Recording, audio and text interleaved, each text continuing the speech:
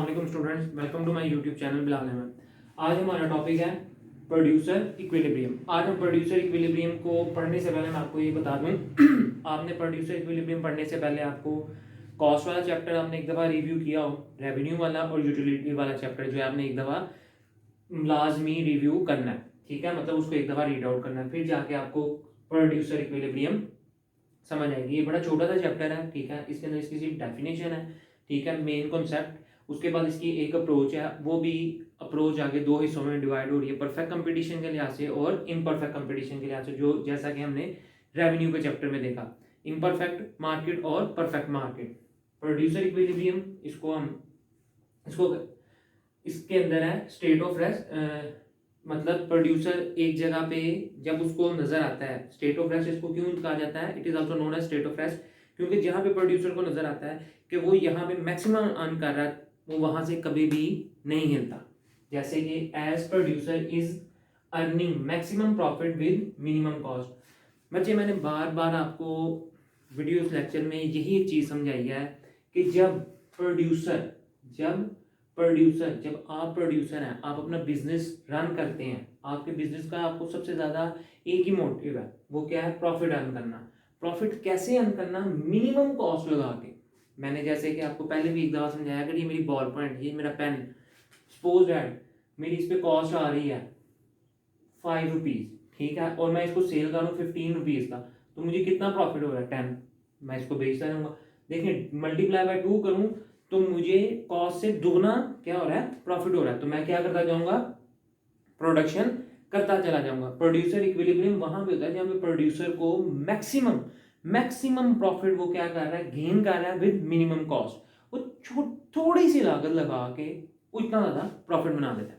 अगर आपको ये बात नहीं समझ आई, आपने कभी नान पकौड़े खाए होंगे, ठीक है, नान पकौड़े वाले ने क्या किया होता है, उससे आप रायता मांगे तो इतनी बड़ी एक बाल्टी उसने रखी होती है जिसके अंदर उसने मेरे से मैक्सिमम भी ना 1 किलो नहीं तो 2 किलो दही डाला हो, ठीक है, बाकी सारा उसने पानी डाल के, ठीक है, उसने इतनी बड़ी बाल्टी का रायता बनाया होता है जिसको आप यूं करते चले जाएं तो वो सिर्फ पानी ही होता है। तो उसने क्या किया था, मिनिमम इतना सा उसने क्या किया हुआ है, दही डाला हुआ है, और प्रॉफिट वो कितना ले रहा है, आप उसे ले ही जा रहे हो, फिर भी चवनों की तरह थोड़ा थोड़ा देने लगा। तो ये बीइंग अ प्रोड्यूसर, इंसान की क्या कोशिश होती है कि वो मिनिमम कॉस्ट लगाए और मैक्सिमम आउटपुट वहां से गेन करे। So he does not want to change the level of output.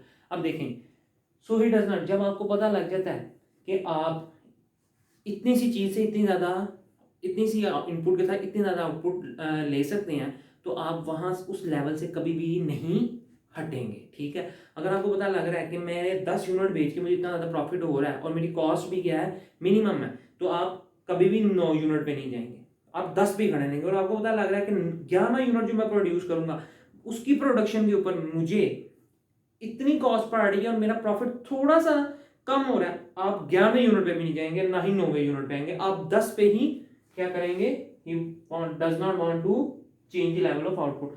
आप वहीं पे क्या करेंगे, खड़े हो जाएंगे, आप वहां से नहीं हिलेंगे। इसलिए इसको कहा जाता है स्टेट ऑफ रेस्ट, कि मतलब आप एक जगह पे खड़े हो जाते हैं। जैसे कि मैंने अभी आपको बताया कि 10 यूनिट लगा पे आपकी कॉस्ट आ रही है सपोज एट 90 कॉस्ट पे आपको इसके इवज मिलता है 200 का प्रॉफिट मिलता है, 200 का प्रॉफिट, और 9 यूनिट के ऊपर आपकी कॉस्ट हो जाती है 70 और आपको वहां प्रॉफिट मिलता है 150 का। आप कहेंगे नहीं, ये वाला फिर भी बेहतर है, लेकिन 11वें पे आप जब जाते हैं तो आपकी 110 कॉस्ट आ रही है, ठीक है, और आपको प्रॉफिट उसके इवज कितना हो रहा है, 190 का। आप कहेंगे नहीं, मैं यहीं पे रहता हूं, ठीक है, यहाँ पे तो मुझे कॉस्ट भी ज्यादा पड़ रही है, मेरा प्रॉफिट इसकी निस्बत कम है, आप यहीं पे खड़े रहेंगे, तो आप उस आउटपुट लेवल से कभी भी नहीं हटेंगे। ठीक है, अच्छा, प्रोड्यूसर इक्विलिब्रियम में एक अप्रोच है, एक मेथड है जिससे हमें पता लगता है कि हमारा प्रोड्यूसर इक्विलिब्रियम में है या नहीं है। उसको कहते हैं एमसी एंड एमआर अप्रोच। ठीक है, वो है हमारी एमसी एंड एमआर अप्रोच। इस मेथड को हम यूज करते हुए हम देखते हैं प्रोड्यूसर इक्विलिब्रियम कहां पे है। अब इस मेथड को हमने दो तरीकों में, दो मार्केट में अप्लाई करना है। एक है हमारी परफेक्ट मार्केट और एक है हमारी इम्परफेक्ट मार्केट, ठीक है। तो अब हम देखते हैं हमारी पर, सबसे पहले हम देखेंगे एमसी एंड एमआर, मतलब मार्जिनल कॉस्ट और मार्जिनल रेवेन्यू की जो अप्रोच परफेक्ट मार्केट के लिहाज से कैसी है जी। तो अब है हमारे पास एमसी एंड एमआर अप्रोच, ठीक है। एमसी एंड एमआर अप्रोच है हमारे पास परफेक्ट कंपटीशन के लिहाज से। परफेक्ट कंपटीशन के लिहाज से एमसी एंड एमआर अप्रोच पढ़ने के लिए हमारे पास दो कंडीशन है। वो दो कंडीशंस क्या है? एमसी हमारा इक्वल होना चाहिए एमआर के, और दूसरी कंडीशन है एमसी मस्ट बी राइजिंग, मतलब मार्जिनल कॉस्ट हमारी हाई हो जानी चाहिए, ठीक है। ये हमारे पास टेबल है, ठीक है। अब हम यहां से सबसे पहले निकालेंगे एमआर, ठीक है। एमआर निकालेंगे और एमआर ये 10, इसका फॉर्मूला हमने पिछली लेक्चर में देखा था, रेवेन्यू वाले चैप्टर में, रेवेन्यू वाले टॉपिक में। 10 20 इंटू 10, ये सारा क्या आ जाएगा 10। क्लियर हो गई? किसी बच्चे को अगर ये नहीं समझ आई तो वो जाके पहले पिछली वीडियो लाजमी देख ले कि टी आर एम आर, इनका एम आर हम ये कैसे निकाल रहे हैं और इसका फार्मूला क्या था। उसके बाद हमारे पास मार्जिनल कॉस्ट, ठीक है, और वो निकलेगी टोटल कॉस्ट से। वो पहले 15 27 इंटू 12 10 और 8 10 और ये हो गई 12, ठीक। ये हमारे पास आ गया हमारे दो चीजें जो हमें चाहिए थी एमसी और एमआर अप्रोच में परफेक्ट कंपटीशन के लिहाज से, ठीक है। वो ये कहता है कि एमआर क्या है हमारा स्ट्रेट लाइन, 10 10 10 10, वो कांस्टेंट है। ओके हो गया? उसके बाद वो हमारी कंडीशन एक लगाता है उसके बाद हमारा ग्राफ में आता है एमसी, कंडीशन नहीं सॉरी एमसी। एमसी हमारा क्या 15 12 10 8 10 12, मतलब पहले हाई है फिर वो लो होके दोबारा इस तरह करके हाई हो रहा है। अब यहाँ पे बात समझे, यहाँ पे हमारे पास दो पॉइंट आ रहे हैं, ठीक है। एक हमारे पास ये पॉइंट है और एक हमारे पास ये पॉइंट है, जहां पे क्या है M C is equal to M R, ऐसा ही है।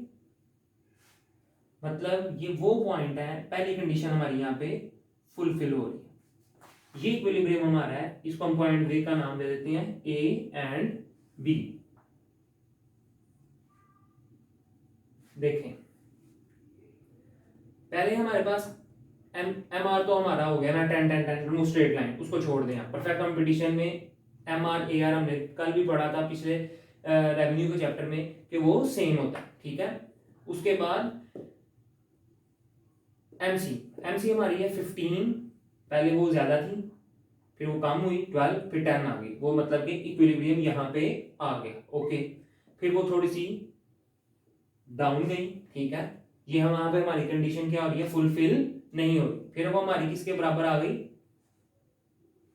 MC is equal to M R के, फिर वो दोबारा मस्ट बी राइजिंग, यहाँ पे जाके उसने कंडीशन को फुलफिल कर दिया। अच्छा यहाँ पे एक बात समझे, जब इंसान नया नया प्लान लगाता है, बिजनेस को जब स्टार्ट करता है तो उसकी हमेशा कॉस्ट क्या होती है ज्यादा होती है और रेवेन्यू कम होता है, ठीक है। फिर आहिस्ता आहिस्ता उसको अपनी कॉस्ट मिनिमाइज करनी आती है और अपना रेवेन्यू जनरेट करना आता है। और इंसान तब तक अपने बिजनेस को क्या करता है चलाता रहता है जब तक उसकी दोनों चीजें बराबर हो रही होती है, M C equal to M R. लेकिन फिर एक कंडीशन ये भी आती है कि M C must be rising, कि हमारी कॉस्ट जो है हमारे मार्जिनल रेवेन्यू से एकदम इंक्रीज कर जाती है, ठीक हो गई बात। तो ये थी हमारे इस टॉपिक में दो कंडीशंस। यहाँ पे आप देख लें पहले क्वांटिटी कितनी थी थोड़ी, फिर क्वांटिटी हमारी क्या हो गई ज्यादा हो गई। और इस लेक्चर के अंदर ये है कि marginal cost and marginal revenue की जो अप्रोच है ये है परफेक्ट कंपटीशन के लिहाज से। और परफेक्ट कंपटीशन में हमने बच्चे दो तरह की कंडीशंस याद रखनी है कि M C is equal to M R, ठीक है। वो हमारा कहाँ पे आ रहा है एक पॉइंट ए और एक पॉइंट बी पे, ठीक है। और उसके बाद हमारी दूसरी कंडीशन ये होनी चाहिए कि मार्जिनल कॉस्ट जो है वो राइज करनी चाहिए। तो मार्जिनल कॉस्ट यहाँ पे राइज नहीं दिखा रही, मार्जिनल कॉस्ट कहाँ पे राइज कर रही थी, बी पॉइंट पे। तो यहाँ पे हमारी कंडीशन क्या हो रही थी, फुलफिल हो रही थी। ये था हमारा परफेक्ट कंपटीशन के लिहाज से। अब हम देखते हैं इम्परफेक्ट कंपटीशन के लिहाज से कि हमारी क्या कंडीशन है और उसका ग्राफ कैसे बनता है। तो अब बेटा हमारे पास है MCNMR approach imperfect market. Imperfect market मैंने आपको बताया था कि इसमें प्राइस जो है हमारी क्या है वो फ्लक्चुएट करती रहती है, कभी हाई कभी लो होती रहती है, ठीक है। अब इसके अंदर ये है price and MR continually decreases, ठीक है। प्राइस और MR हमारी क्या करेंगी, साथ साथ डिक्रीज करती चली जाएंगी वक्त के साथ साथ, जबकि इसके आगे दो कंडीशन वही सेम है, MC is equal to MR, MC must be rising, कि हमारी MC क्या करेगी, वो वक्त के साथ साथ राइज करती चली जाएगी।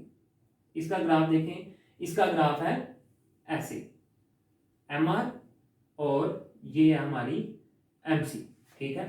MC हमारी हमने अभी पीछे टेबल में देखा कि वो पहले हाई थी फिर लो होती हुई, और हमारी यहाँ पे आके एक इक्विलिब्रियम कंडीशन बन रही है, वो क्या है, MC is equal to MR, ठीक है। अब MC is equal to MR है,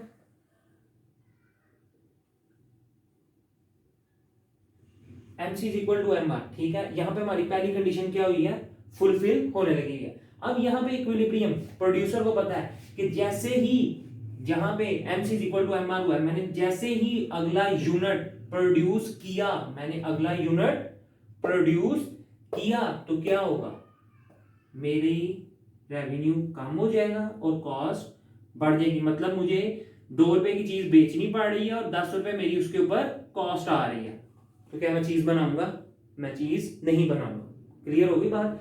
तो यहां तक प्रोड्यूसर कहां तक इक्विलिब्रियम करेगा, यहां तक जहां पे उसको प्रॉफिट नजर आ रहा है। जैसे ही वो देखेगा कि मेरा MC is equal to MR हो गया, अब उसे पता लगेगा इम्परफेक्ट मार्केट के अंदर कि मेरा MR क्या होगा, डिक्रीज कर जाएगा और मेरी कॉस्ट क्या होगी, वो बढ़ जाएगी। वो उससे आगे कभी भी बिजनेस नहीं करेगा। और यही कंडीशंस पीछे वाले में भी अप्लाई होती हैं। तो ये था हमारा MC एंड MR अप्रोच, किसके लिहाज से, परफेक्ट एंड इम्परफेक्ट मार्केट के लिहाज से। क्लियर हो गई।